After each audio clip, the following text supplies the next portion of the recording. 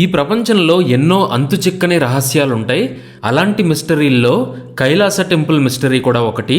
నిజానికి ఈ ఆలయం బయటికి కనిపించదు, గుహల్లో దాగుంటుంది.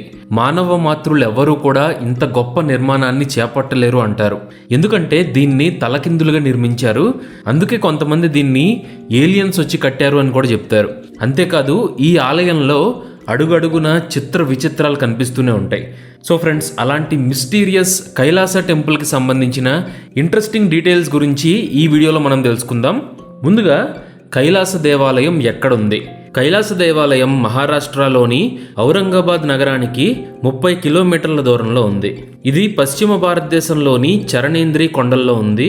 ఈ ప్రాంతంలో వాలుగా ఉన్నటువంటి బసాల్ట్ కొండ మీద ఉన్నటువంటి ఎల్లోరా గుహల్లో ఒక భాగమే ఈ ఆలయం. ఇది ప్రపంచంలోని అతిపెద్ద రాక్ కట్ గుహ సముదాయాల్లో ఒకటి. అంటే కొండని తవ్వి నిర్మించినటువంటి ఆలయం ఇది. ఈ ప్రదేశంలో 100 కంటే ఎక్కువ గుహలున్నాయి.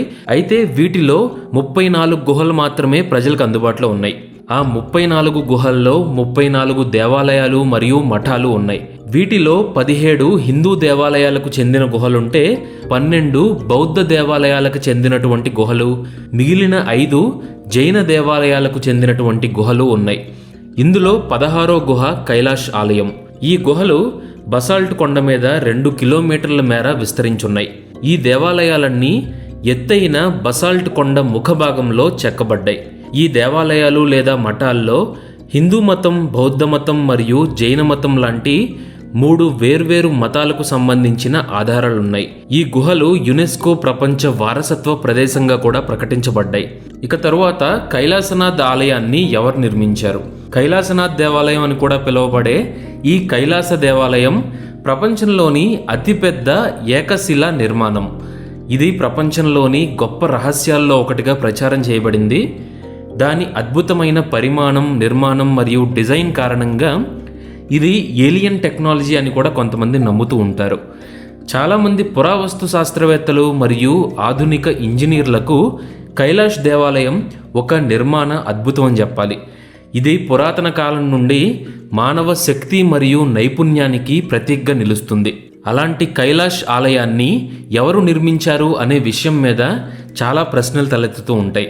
ముందుగా మరాఠీ ఇతిహాసాల్లో ఓ కథ ప్రచారంలో ఉంది.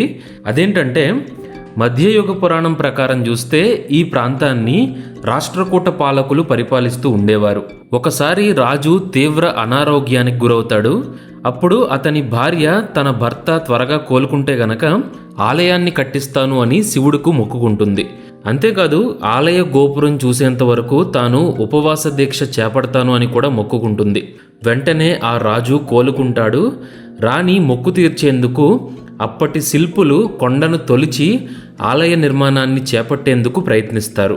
ఈ విషయాన్ని తెలుసుకున్నటువంటి ఒక శిల్పి ఇలా నిర్మాణం చేపడితే ఆలయ గోపురాన్ని చూసేందుకు ఆమెకు కొన్ని 100 సంవత్సరాలు పడుతుంది అని చెప్తాడు. అందుకోసం ఆలయ నిర్మాణాన్ని కొండ కింది నుండి కాకుండా పైభాగం నుండి చెక్కుకుంటూ రమ్మని సూచిస్తాడు.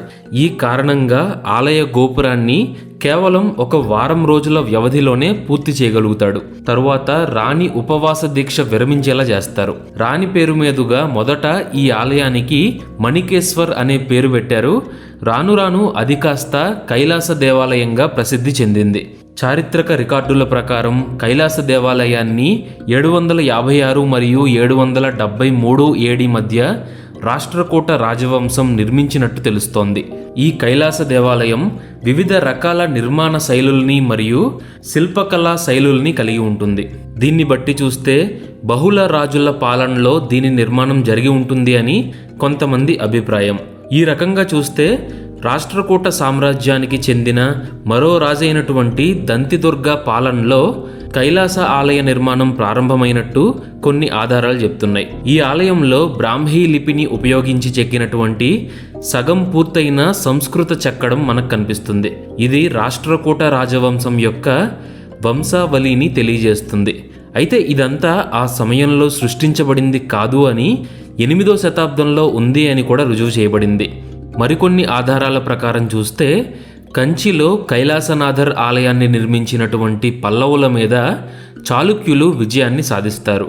వీరు తమ పాలనలో ఆ ఆలయానికి ధీటుగా విరూపాక్ష ఆలయాన్ని నిర్మిస్తారు. అనంతరం విరూపాక్ష దేవాలయాన్ని నిర్మించినటువంటి శిల్పులు పల్లవ కాలం నాటి కైలాసనాథర్ ఆలయాన్ని నిర్మించినటువంటి కళాకారులతో కలిసి ఎల్లోరా గుహల్లో ఈ కైలాస దేవాలయాన్ని నిర్మించినట్టు తెలుస్తోంది. ఈ ఆలయ శైలి చూస్తే పల్లవ మరియు చాళుక్య కళాకారుల ప్రమేయం ఉన్నట్టు స్పష్టమవుతోంది.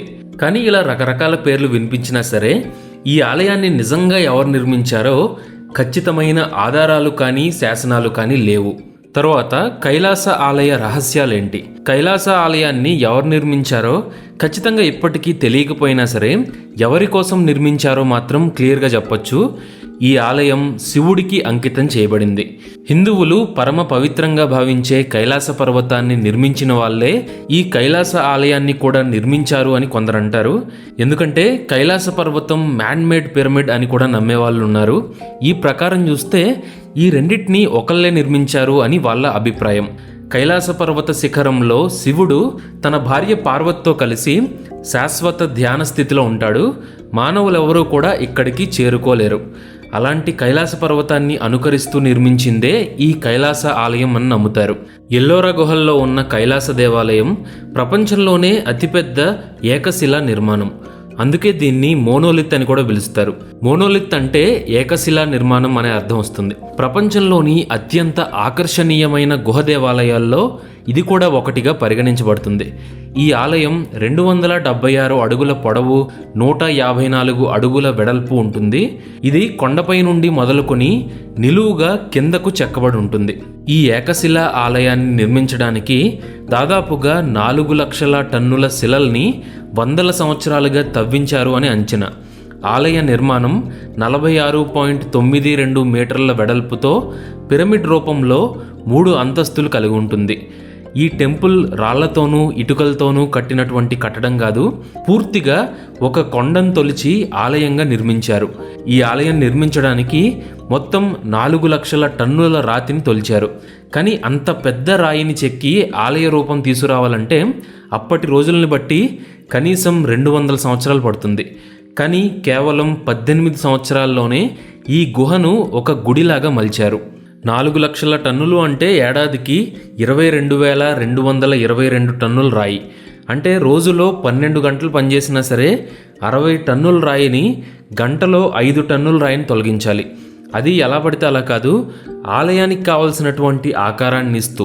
మరి ఇంతటి గొప్ప ఆలయాన్ని అప్పట్లో ఎలా నిర్మించారో, అలా నిర్మించడానికి ఎలాంటి టెక్నాలజీ వాడారో కూడా ఇప్పటికీ మిస్టరీలానే మిగిలిపోయింది. ఇప్పుడున్నటువంటి మోడర్న్ టెక్నాలజీ, ఇంజనీరింగ్ అచీవ్మెంట్స్ ఇవన్నీ ఉన్నా కానీ ఇప్పుడు దీన్ని మళ్ళీ నిర్మించాలి అంటే అసాధ్యం అని చెప్పాలి. ఈ ఆలయం క్రీస్తు శకం 783 సంవత్సరంలో పూర్తి చేసినట్టు అక్కడున్నటువంటి శాసనాల ద్వారా తెలుస్తోంది. కైలాసాలయ నిర్మాణం కోసం కొండ శిఖరం నుండి చెక్కడం ప్రారంభమైంది. దీనికోసం కళాకారులు కఠినమైన అగ్నిపర్వత శిలల్ని నిలువు దిశలో చెక్కారు. ప్రపంచంలోని అన్ని ఇతర రాక్ కట్ నిర్మాణాలు పర్వతాన్ని ముందు నుండి కత్తిరించి చెక్కడం ద్వారా నిర్మిస్తారు. దీన్ని కటింగ్ టెక్నిక్ అంటారు. కానీ ఈ పర్టికులర్ ఆలయం మాత్రం కటౌట్ టెక్నిక్తో నిర్మించడం జరిగింది. ఇక ఈ కైలాస దేవాలయం లోపల ఆలయ గోడల మీద రామాయణం, భాగవతం, మహాభారత గాథల్ని శిల్పాల్లాగా మలిచారు. ఆలయ ఆవరణలోని స్తంభం, దాని భాగంలోని 4 సింహాలు, గ్రహాల శిల్పాలు ఇవన్నీ ఆకట్టుకుంటాయి. ఈ గుడిలో మరో ప్రత్యేకత ఏంటంటే ఆకాశం నుండి చూస్తే ఇది ఎక్స్ ఆకారంలో కనిపిస్తుంది. అదే భూమి మీద నుండి చూస్తే 4 సింహాలు ఎక్స్ ఆకారంలో నిల్చున్నట్టు కనిపిస్తుంది. ఇందులోని విగ్రహాలు దాదాపుగా 600 సంవత్సరంలో రూపొందించినట్టు తెలుస్తోంది.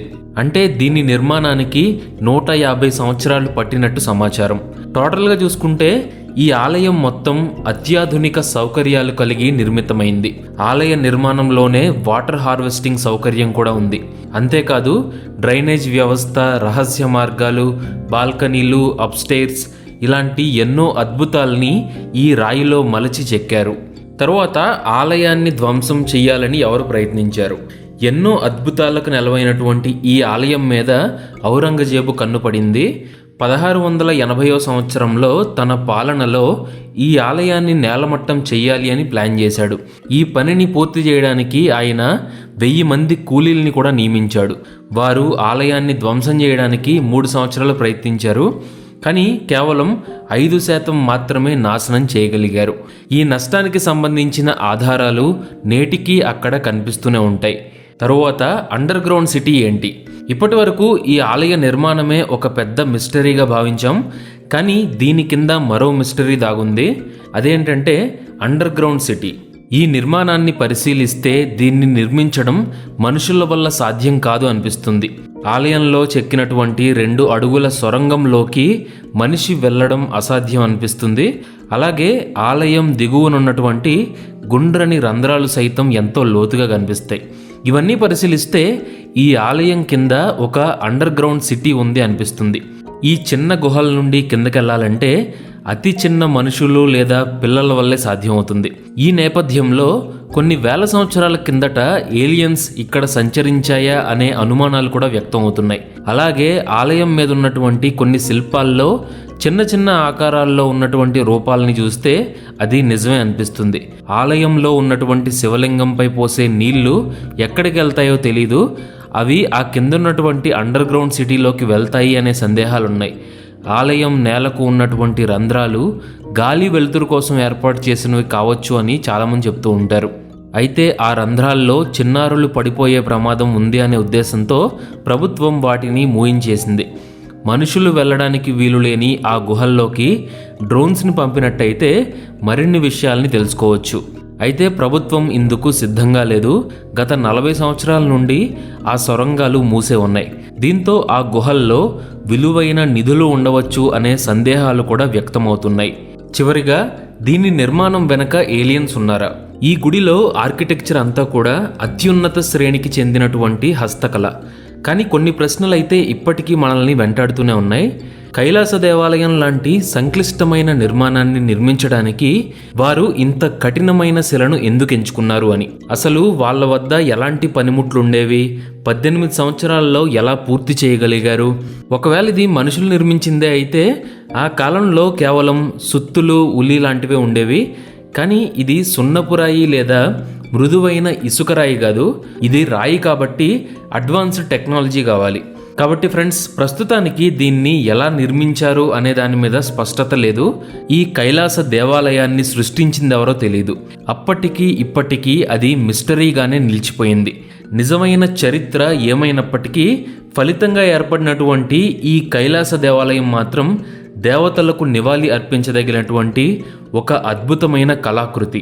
సో ఫ్రెండ్స్, ఈ టెంపుల్ మిస్టరీ మీకు ఎలా అనిపించిందో కింద కామెంట్ చేయండి. అలాగే ఇలాంటి ఇంట్రెస్టింగ్ వీడియోస్ కోసం ఇన్ఫోగీక్స్ ఛానల్కి సబ్స్క్రైబ్ చేసుకోవడం మాత్రం మర్చిపోకండి. Thanks for watching. జై హింద్.